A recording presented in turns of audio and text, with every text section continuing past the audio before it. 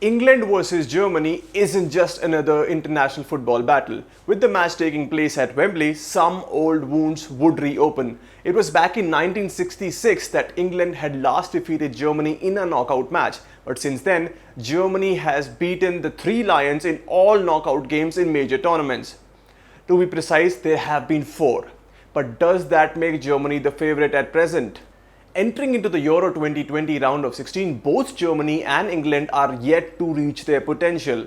The inclusion of Jack Grealish and Bukayo Saka gave England a breath of fresh air in attack. On the other hand, Germany have Leon Goretzka and Jamal Musiala to thank for staying in the competition.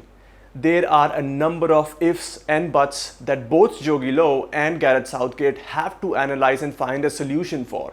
Let's take a look. One goal against Croatia, goalless against Scotland and one goal against Czech Republic.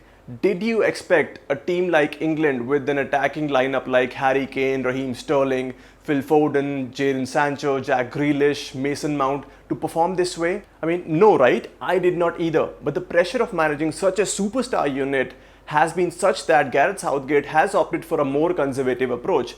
In attack, players have been left to use their own imagination, their creativity. Questions have been raised over Southgate to end England's trophy drought, and he is hanging in there at the moment. Both Mason Mount and Phil Foden have had brilliant seasons at Chelsea and Manchester City respectively, but they haven't quite gotten into their strides for England. Why? Because at their clubs, they are managed by two managers who micromanage things. Pep Guardiola and Thomas Tuchel are tactical geniuses. They break down each and every detail for their players. Southgate isn't that kind of a manager, and that is why Mount and Foden, two young players, have not managed to match their club's performances for England. When Grealish and Saka came into the England team against Czech Republic, things clicked. Grealish and Saka worked harder in the final third. For Czech players, it became very difficult to take the ball off Grealish, who manipulated small spaces in the attacking third quite easily. Saka, the man of the match against Czech Republic, worked his ass off to win the lost balls and even contribute in midfield. It is certain that against England, teams would be ultra defensive as all of their England attackers can score goals. Southgate needs players who will put in extra effort, go that extra yard, put in more risks, force defenders to make mistakes. While Declan Rice and Calvin Phillips are indispensable for England in giving the defensive cover, the return of Harry Maguire gives England extra layer of assurance at the back. Maguire can even put in the long balls over the midfield and unleash Harry Kane or Raheem Sterling. Against Germany, however, England's challenge would be even bigger. All of the teams England have faced in Euro 2020 so far play a back four, while Germany have a back three system with wing backs of Ruben Gosens and Joshua Kimmich. England have taken the attack to the other teams in Euro 2020, but that might not be the case against the Germans. The spaces behind the wingbacks is what England would look to exploit, like all others have. Grealish, Saka and Sterling or whosoever plays on the wings for England will enjoy attacking freedom, but it's the defensive shape that Southgate might be worried about.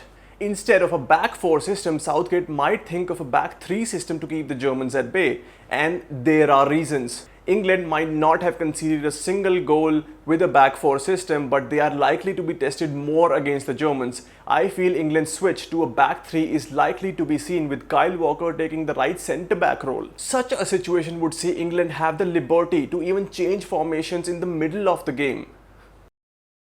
In the Hungary game, my heart was in my mouth, literally. Jogi Löw made so many changes in the final 10-15 minutes. Muller, Werner, Volland, Musiala, Goretzka, all the attackers were thrown into the mix as Germany were desperate to get a point. But to be completely honest, things aren't looking good for Germany at the moment.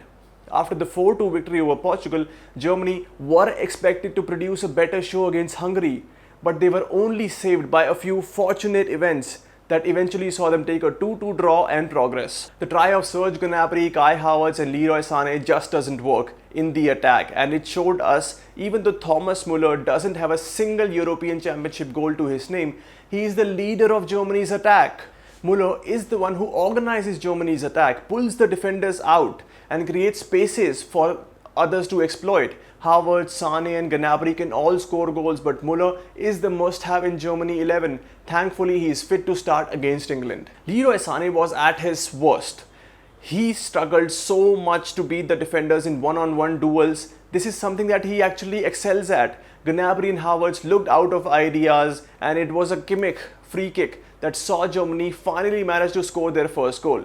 But Hungary got their second goal just a minute later. It took a lot of time, but Musiala did something that no other player had managed to. His trickery in the box opened up space for Goretzka, and it was finally a lucky moment that saw Germany score their second goal.